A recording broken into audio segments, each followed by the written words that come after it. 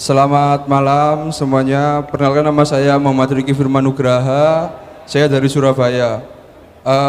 Di kesempatan yang berbahagia ini saya mau menanyakan. Sebelum saya bertanya, saya mengutip tadi yang sempat disampaikan, analogi yang disampaikan tadi, bahwasanya pemerintah negara itu sebagai bapak, tanah air itu sebagai ibu, dan rakyat itu sebagai anak. Sebelum ketiga ini menjadi sebuah keluarga, pasti ada yang namanya pernikahan. Dan negara kita melaksanakan pernikahan itu selama 5 tahun sekali. Yang mana pernikahan itu dalam pemilu. Bisa diterima ya? Dalam pemilu kita sosok ayah sebagai pemerintah itu memperebutkan ibu sebagai tanah air, dan kita rakyat sebagai anak. Kalau menurut saya ini, kita sebagai rakyat itu sebenarnya sebagai alat untuk memperoleh ibu atau tanah air ini, yang mana saja niki awak dhewe gak direken rek asine, gak dipikir rek. Sing dipikir iku tanah air iki, ya apa carane pemerintah iku ngoleno tanah air iki. Nah, mungkin setelah 5 tahun berlalu itu, pemilu itu, sang ayah terpilih. Oke, sang ayah terpilih, memperoleh anak, memperoleh ibu. Terus sang ayah ini membuat peraturan segala rupa, yang mana itu terkadang merugikan ibu, terkadang merugikan anak, ya juga terkadang menguntungkan juga. Contoh dari mahasiswa yang mendapatkan KIP atau bansos, kita juga untung dari sosok ayah ini. Dan ibu juga harusnya juga untung. Tanah air ini harusnya juga untung memiliki sosok ayah yang bisa mengelola, yang bisa mengkoordinir tanah air ini. Tetapi selama 5 tahun lagi, kita itu harus dipertemukan pemilu lagi, yang mana kita terancam bahwasanya keberuntungan kita, peraturan yang sudah kita terima selama 5 tahun, kita itu akan berubah jika sosok ayah ini berubah, ganti lagi. Jadi pertanyaan saya, apabila jikalau selama 5 tahun ini semua yang diperlakukan ayah, semua yang didapatkan oleh anak, semua yang didapatkan oleh ibu itu bisa diterima baik dan berjalan lancar, apakah perlu kita untuk mengganti? Misalnya jangan di kayak masa aku durung periode rek, masa aku telung periode rek, masa kok zamannya Pak Harto rek ya. Ini saya bertanya, misalnya kalau nggak bisa, apakah ada cara lain untuk konstitusi ini agar tidak merugikan atau tidak ganti-ganti gitu Pak, maksudnya Pak? Mungkin tidak bisa ya, karena kita berada di sistem demokrasi dan kita juga harus menaati itu. Kalau nggak bisa, saya bertanya bagaimana caranya, ataupun itu mbuiku dinasti tak mbuiku ya opo, yang terbaik untuk negara, yang terbaik untuk anak, yang terbaik untuk ibu. Mungkin itu saja yang saya tanyakan. Wassalamualaikum warahmatullahi wabarakatuh. Terima kasih. Waalaikumsalam warahmatullahi wabarakatuh. Sangar. Iya, iku maksudnya koyo isi enak kerajaan biyen. Ngono mungkin ya. Ya apa cak? Ya wis. Selire akeh ngono. Assalamualaikum warahmatullahi wabarakatuh. Nama saya Raka. Saya asal dari Lembah Bengawan Solo Purba. Endi iku, Mas? Lembah Bengawan Solo Purba, Mas. Iki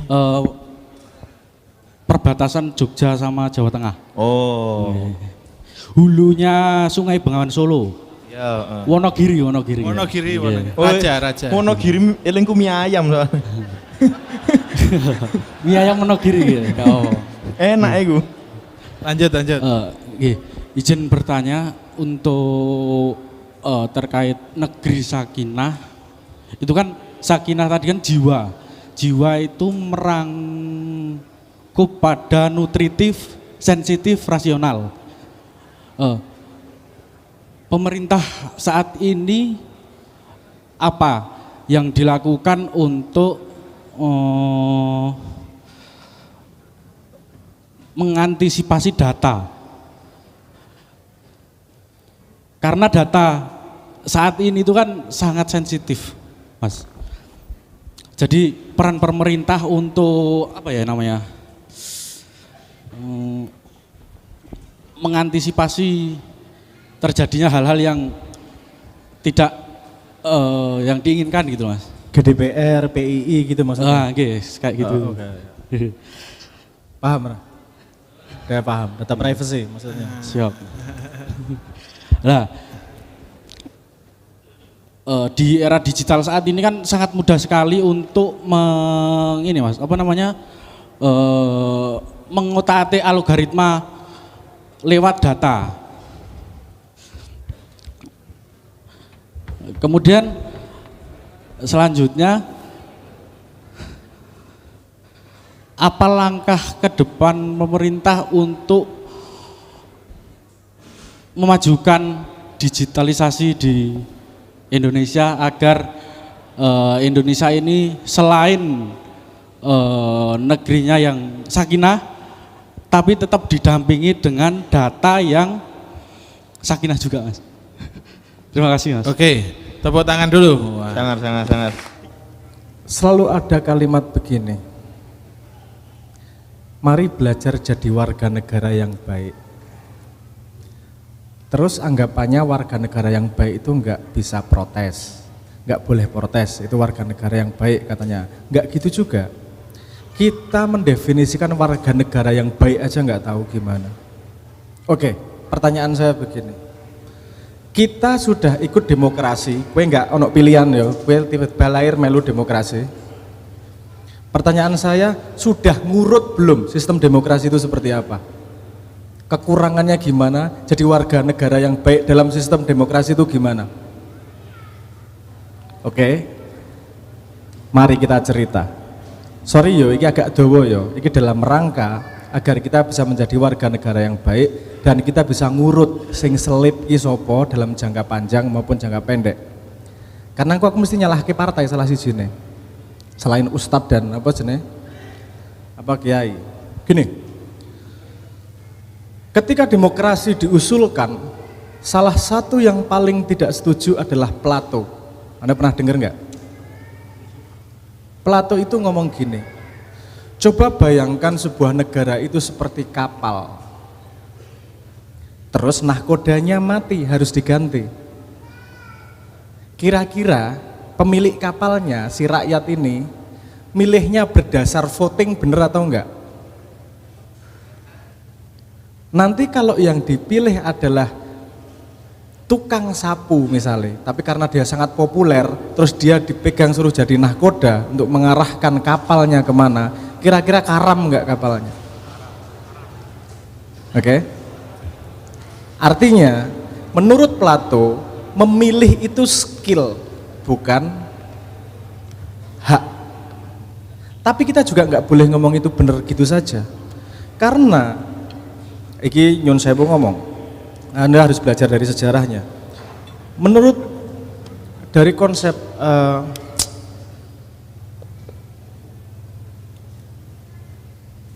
ini konsepnya datang dari agama. Saya nggak perlu ngomong agama apa. Bahwa setiap manusia itu punya divine spark, punya benih Tuhan, ada Tuhan di dalam dirinya, sehingga semua punya hak untuk menentukan nasib. Itulah yang memberi dasar agar semua orang harus bisa milih. Yang tadinya raja tidak bisa dipilih, ini semua yang dapat hak untuk milih karena ciptaan Tuhan, dia jadi punya hak untuk milih. Ini tensi yang satu, semua orang harus milih. Tensi satunya adalah nek sing milih ra paham sapa sing dipilih, kita dapat nahkoda yang buruk. Gitu ya. Oke. Jadi transisinya adalah dari pemilih yang hak menjadi pemilih yang skill. Paham ya maksudnya ya? Nah, itu tugas siapa itu? Untuk mengubah pemilih yang hak menjadi pemilih yang skill, punya kemampuan. Saya sama Simbah, waktu itu sekitar 8 tahun yang lalu didatangi oleh seorang petinggi-petinggi sebuah partai. Yo gak apa-apa, teko ae ngobrol, diskusi waktu itu. Diskusi Indonesia ini salahnya gimana sih? Waktu itu teman-teman dari PKS sebelum pecah kayaknya ya. Apa sesudah baru-baru aja pecah, lupa saya.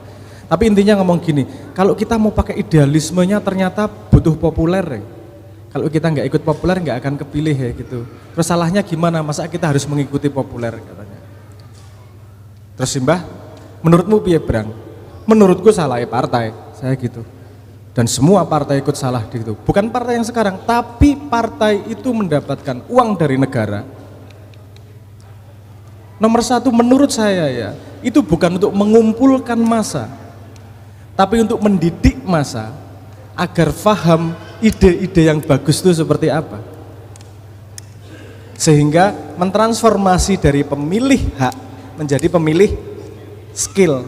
Nah, kita ngomong dari sudut pandang demokrasi. Oke. Artinya punya kewajiban melakukan pendidikan politik untuk memilih itu seperti apa. Oke, sampai situ dulu. Nomor 2, partai itu gimana sih? Nyun sewu. Semua orang kumpul itu pasti ada tujuan bersama. Kalau tujuan bersamanya mencari laba, namanya perusahaan. Kalau tujuannya mungkin bikin impact, bikinnya yayasan. Kalau menjaga nilai, biasanya namanya ormas. Kalau partai kumpul kenapa? Memperjuangkan ideologi, saya setuju. Partai itu memperjuangkan ideologi. Untuk memecahkan masalah ada sudut pandang yang berbeda, itu ideologi yang berbeda. Nah, cuman begini, ideologi itu tidak mudah untuk difahami, dan ideologi sesuatu untuk dipahami sebagai ideologi adalah dia satu set cara berpikir yang cukup lengkap untuk bisa menjawab semua permasalahan. Dia jadi jadi set cara berpikirnya. Anda pernah tahu itu enggak? Debat antara aborsi, boleh sama enggak aborsi? Ini di Amerika ramai banget. Aborsi itu sebenarnya boleh atau enggak sih? Pro life dan seterusnya itu. Paham ya? Saya kasih contoh aja nih. Yang satu setuju aborsi itu boleh, yang satu tidak setuju bahwa aborsi itu boleh, enggak boleh yang namanya aborsi. Menurutmu mana yang benar? Loh, dua-duanya itu secara ideologi yang mereka bawa, itu mereka membela hidup manusia. Yang satu hidupnya si anaknya, yang satu hidupnya si ibunya. Sehingga terjadi pertarungan. Dua-duanya secara ideologi itu pengen membela kehidupan manusia. Tapi ekspresi pada peraturannya menjadi berbeda. Contoh misalnya ideologinya. Kalau ideologi tertentu dia membawa ideologi Keynesian misalnya untuk untuk ekonomi. Peraturannya pasti berbeda tentang pajak, tentang insentif, tentang government spending dengan partai yang ideologinya berbeda. Saya kira itu abad. Paham tapi maksud saya ya. Jadi orang yang maton aku berkuasa, terus aku pengen ngelakoni sing tak inginkan. Itu yang membuat jenengan tadi yang bertanya tadi, kok setiap 5 tahunan ganti toh? Karena memang tidak punya konsep ideologi yang dipegang. Ideologinya apa sih sebenarnya? Karena kalau ideologi tidak bisa diterjemahkan menjadi regulasi, sebenarnya itu tidak membawa ideologi, cuman kendaraan untuk berkuasa. Paham maksud saya ya? Oke. Hampir semua pemimpin besar di dunia itu paham filsafat, minimal ditemani filosofer. Kenapa? Karena orang-orang itu yang paham ideologi secara utuh. Contoh paling sederhana, Putin tidak mungkin membuat sebuah keputusan kalau tidak konsultasi sama Dugin, Alexander Dugin. Kenapa? Karena ideologi yang pegang dia, filsafatnya. Setiap dia akan membuat keputusan, dia harus bener nggak nih ideologinya? Bener nggak sambung sama ideologinya? sehingga membuat sebuah bangsa yang konsisten keputusannya karena berdasarkan sebuah ideologi tertentu. Problemnya adalah sampai sekarang tuh saya nggak begitu paham bedanya ideologi partai A sama partai B sama partai C. Orang menghina loh ini karena saya goblok, saya nggak paham. Makanya sampai sekarang tuh saya nggak mau ikut partai karena aku nggak paham ya. Bedone partai A karo B ideologi ini apa sih jane bedane? Semua Pancasila ya ideologi ini. Apa dadak beda partai ini?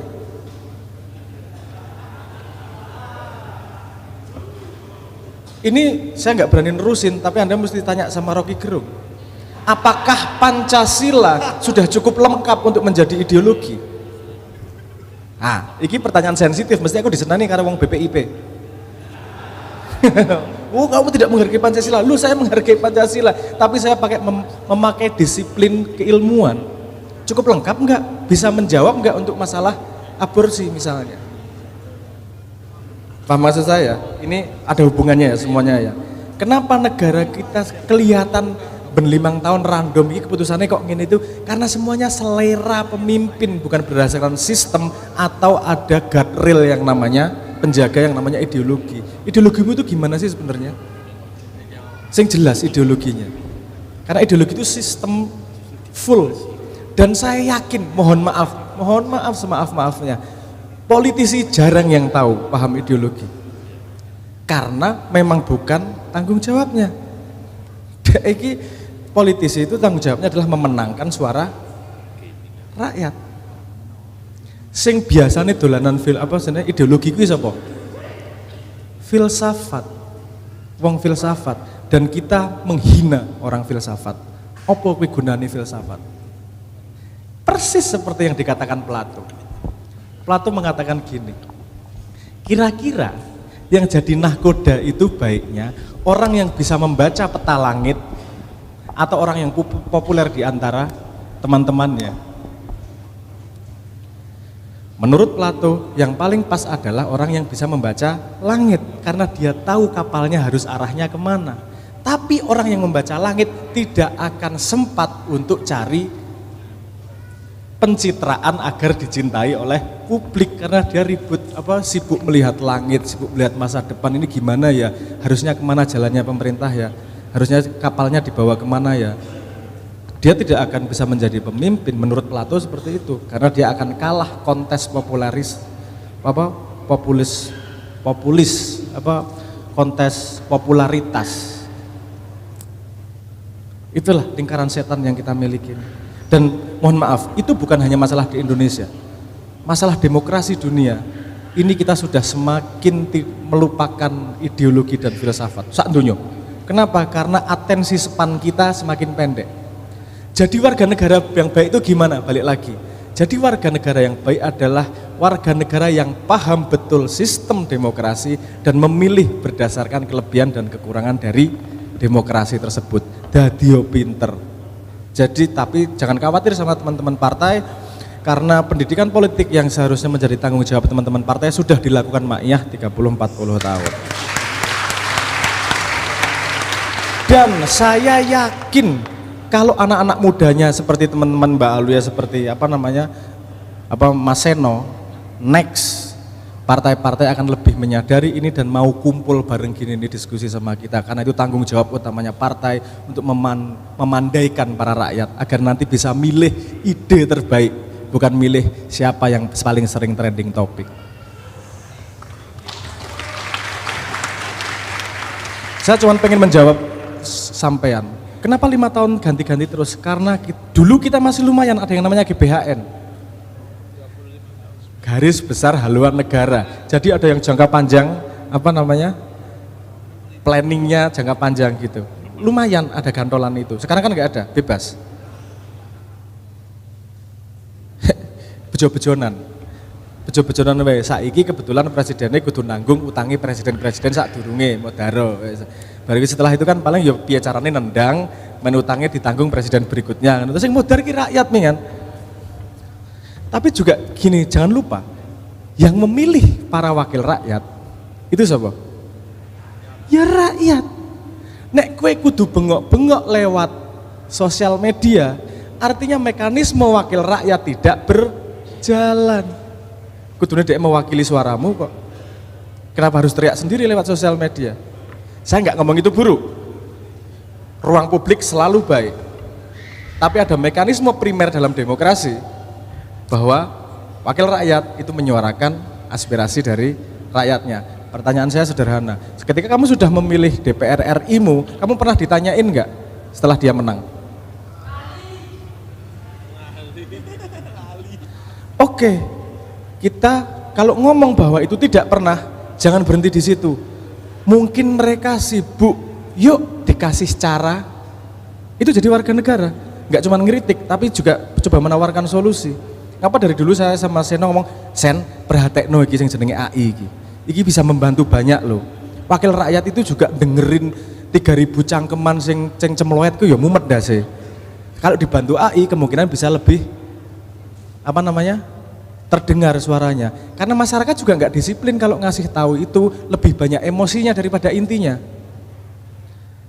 Harga mahal, can bajingan asu kirek kebun binatangnya rong halaman, intine harga mahal kan ngono. Ku yo kupinge wakil rakyat sosok yo iki asu iki jane menghina apa ono aspirasi sih. Kita harus cari jalan tengah. AI itu bisa untuk menjadi jembatan itu, disisir sing misuh-misuhe tapi intinya tidak hilang misalnya gitu. Karena menungso maca komen apa maca tulisan ki yo ono panas-panase. Tenan ku yo asu iki arek-arek iki cangkeme ya Allah. Ku padahal nge-tweete yo karo ngising paling ya entuk sing maca ki yo marahi loro ati kadang-kadang. Tapi ya itu kesalahan yang loro ati juga. Mesti sing saka jempol iso nglarake ati kowe. Dikampleng ndas munggo sekop ngono lagi loro ora apa-apa tulisan wae. Itu lagi-lagi pada disiplin diri. Oke, saya terlalu banyak belok. Tapi paham mekanismenya ya. Bagaimana demokrasi dibuat dari awal, itu demokrasi itu bisa dikatakan gini. Banyak yang ngomong, demokrasi adalah sistem yang buruk. Tapi tidak ada yang lebih baik untuk sekarang. Kenapa? Paling besar kehebatan demokrasi itu apa? Menghasilkan perpindahan kekuasaan tanpa pertumpahan darah. Sakdurunge angel. Sebelumnya perpindahan kekuasaan yang sama sekali berbeda itu pasti menghasilkan pertumpahan darah. Tanya Ken Arok kalau nggak percaya. Tanya Raden Patah. Lihat sejarah perpindahan kekuasaan itu penumpahan darah. Dan biasanya penumpahan darah itu menghasilkan situasi yang tidak stabil. Enggak stabil meneh, perpindahan meneh, ora stabil meneh. Demokrasi ini sustainable. Kekurangannya cuman mengambil keputusannya lambat. Karena harus rembuk. Tapi penting ora rembuk. Penting wong nasib kita bersama kok. Kita harus punya hak untuk rembuk. Kerajaan itu bisa ngambil keputusan sangat cepat. Problemnya, gamblingnya besar. Nek kowe entuk raja sing apik, majune cepat. Anda lihat bagaimana raja dari Thailand mewakafkan tanahnya untuk eksperimen, dan kemudian eksperimen padi dan seterusnya itu bisa menjadi tulang punggung Thailand sekarang untuk memproduksi berasnya. Apik, oke. Nek kowe duwe raja kaya Nero, mate kon. Gak iso ngopo-ngopo juga. Nunggu dia mati atau nunggu siapa yang berani kudeta, kan gitu. Makanya demokrasi 5 tahunan, ini ada kelebihannya juga ada kekurangannya. Sehingga rumus Nabi, kalau Nabi rumusnya, itu bukan sistem pemerintahannya. Tapi akhlak yang baik. Karena nek sistem demokrasi akhlaknya apik-apik, yo mlakune apik. Kalau kerajaan akhlaknya apik, yo mlakune apik. Sehingga Kanjeng Nabi ini ngurusi mental model, bukan ngurusi sistem, structure. Paham maksud saya ya? Itu bisa terjawab tadi ya. Ini sing takonmu. Apa tentang tadi pertanyaan yang pertama tentang itu tentang Bapak Ibu tadi analogi. Terus yang kedua soal ini Mas, data tadi Mas. Masnya ini depan tadi. Data. Nggih. Aku terus terang ora paham ya apa jenenge idemu. Gini tapi gini.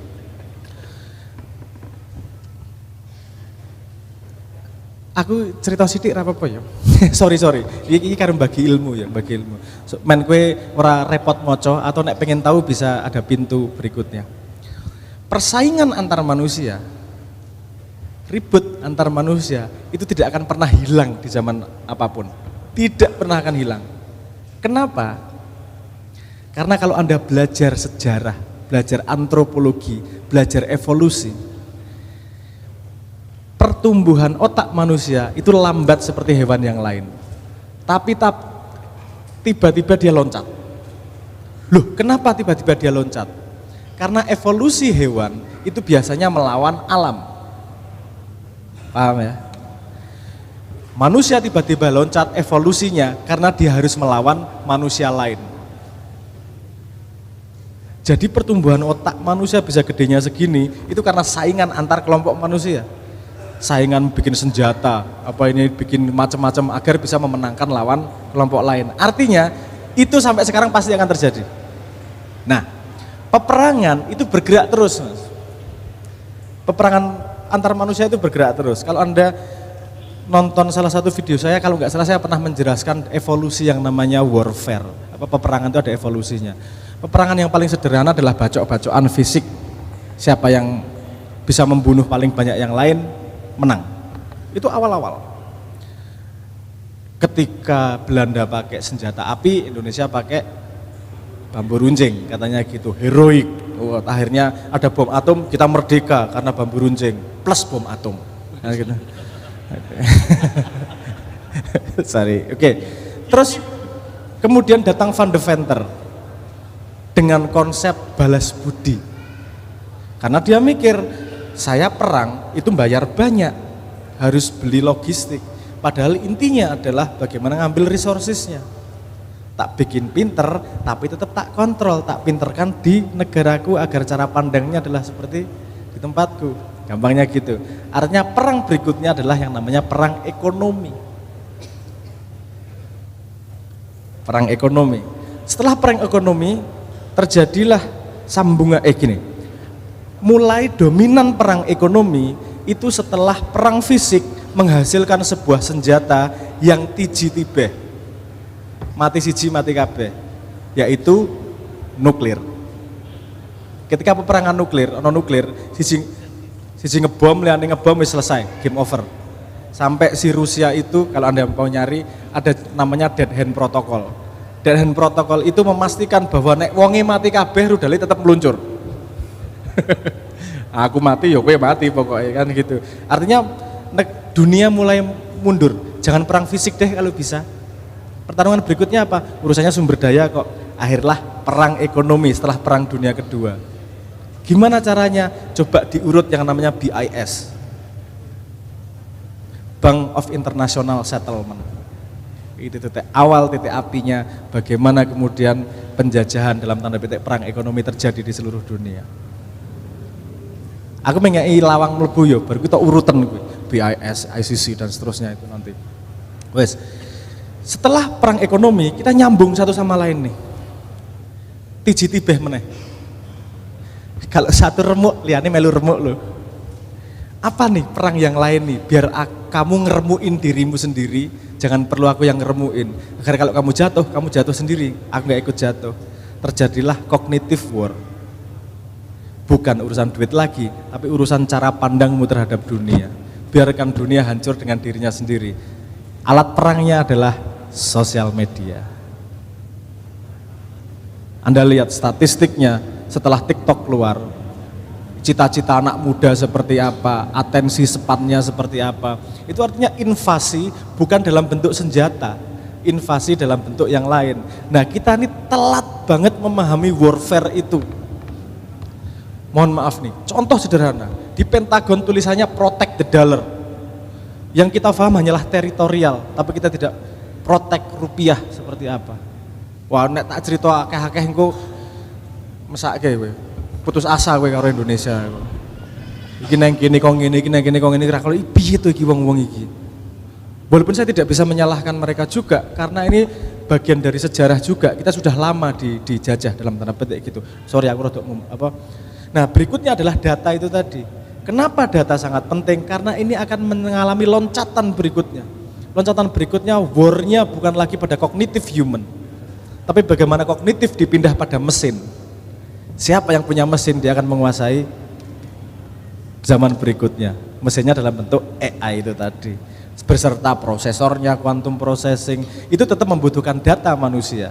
Sehingga data sangat dilindungi. Indonesia piye? Ya bismillah semoga lebih baik gitu aja lah. Kita punya apa namanya? Cita-cita lebih baik. Wes lumayan lah. Ina amalu biniat toh. Semua tergantung dengan niatnya. Kalau sekarang mudah, kamu masuk ke dark web cari data Indonesia mudah dan enggak mahal. Salah siapa? Enggak bisa nunjuk-nunjuk gini. Nek kue pinter orang ngandani kue melu salah. Satu-satunya memastikan kamu tidak ikut salah adalah kamu pinter ngandani ning ora dirungokke. Men ra melu salah. Engko nek digebuki karo malaikat. Bahkan sampai TA aja saya lakukan hanya demi melakukan itu. Wis tak kandhani ra dilakoni dudu salahku lho. Wis, diobong karo malaikat engko aku ra melu-melu pokoknya. Saya sudah menggelar semuanya yang saya ketahui. Kalau pada posisi itu, saya dan Simbah, kita adalah orang luar. Kita stargazer. Kita ngelihat langit, nemenin dulur-dulur agar bisa melihat langit lebih lebih jelas, lebih clear, bisa ngelihat arahnya kemana. Dan tidak mungkin nek orang ngomong Sabrang jadi presiden, orang mungkin aku jadi presiden nek jalannya aku kudu menawarkan diri kepada ngemis-ngemis kepada orang-orang. Dan itu tidak akan mungkin terjadi kalau masyarakat kita belum bisa membedakan apa yang dibutuhkan oleh seorang pemimpin. Wis yo adoh-adoh ya. Aku ki tipis-tipis ini dari membocorkan rahasia negara ini. Nanti aku ingin cerita dari sudut pandang yang agak besar saja bahwa semua, jangan lupa, pada semua masalah kita sekecil apapun ikut serta dalam kesalahan tersebut. Bukan berarti kita tidak bisa mengkritik, boleh ngeritik, tapi jangan juga takut dikritik. Jangan takut diajak debat, karena kebanyakan yang paling lantang itu yang paling bodoh. Mohon maaf, yang paling lantang itu biasanya bodoh. Kenapa? Karena dia tidak melihat kompleksitas dari situasi. Kalau Anda ngelihat kompleksitasnya situasi sedikit, Anda nggak akan gampang ngomong salah bener. Karena iso wae niate bener, sing nglakoni angel, salah. Itu pejabat korupsi. Rakyat ini jujur nggak ada yang mau korupsi. 50.000 wetok jikuk gue nyoblos kok ngaku rawani korupsi. Bukan tidak mau korupsi, belum ada kesempatan korupsi aja. Mohon maaf. Kan gitu. Wes yo, saya nggak ngomong siapa salah. Orang itu tidak membawa kita ke masa depan. Yang membawa kita masa depan adalah kesalahan apa yang kita lakukan kemarin, mari didandani. Dan harapan saya adalah teman-teman muda seperti jenengan semua, seperti Seno, seperti Mbak Aul. Wes yang akan membawa Indonesia ke masa depan. Nah aku tak melu nonton wae. Iki mlebu rene karena kapalmu wis arep kerem ngono wae. Wis kudu darurat. Jadi ya moga-moga kita masih masih bisa mengapung, masih bisa meneruskan cita-cita Indonesia. Kalaupun itu tidak, jangan lupa bahwa kamu adalah makhluk Tuhan dan tanggung jawabmu adalah dirimu dan keluargamu. Yuk tetap nyambut gawe, tetap semangat, tetap sakinah, dan kita hadapi ini bersama dengan tertawa. Karena apapun yang terjadi, kamu tetap ada. Matur nuwun. Terima kasih